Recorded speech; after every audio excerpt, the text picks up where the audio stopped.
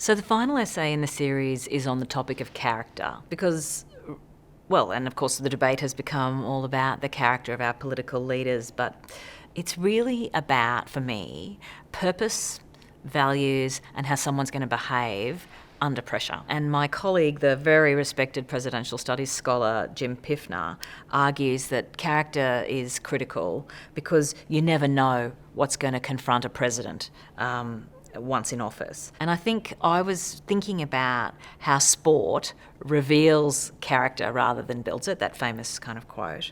Well, politics is the same, right? And we know that so much uncertainty, so much ambiguity, so much complexity confronts political leaders.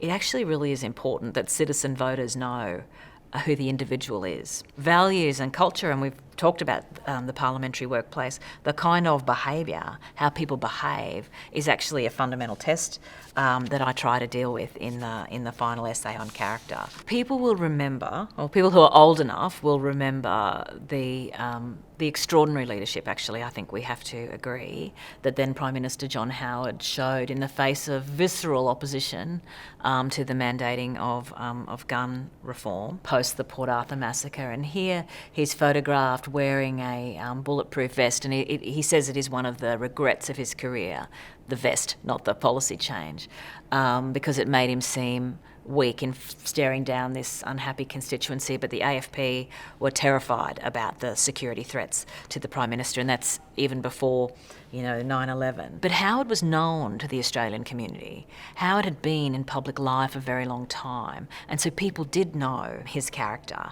and did know his conviction actually in the things that he believed in. It's much, much harder now, I think, in the modern era of leader-centred politics to really know the principles and values that a leader holds.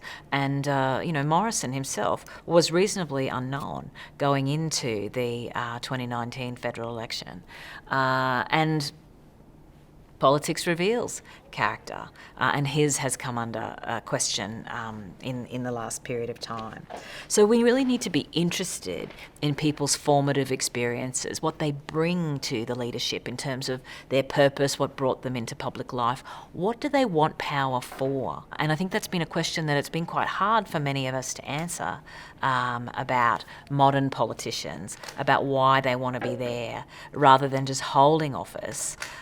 It's about using office in the long-term public interest. And and Howard, and he used to say it himself, whether you like me or you don't like me, you know what I stand for, and I think that's true. As a political scientist, for me, a lot of this is in the, and I've written about this in Griffith Review, is the demise of the political apprenticeship, the demise of people's exposure to politics through serving as a parliamentarian and then through opposition and having those formative experiences. That's much less the case now.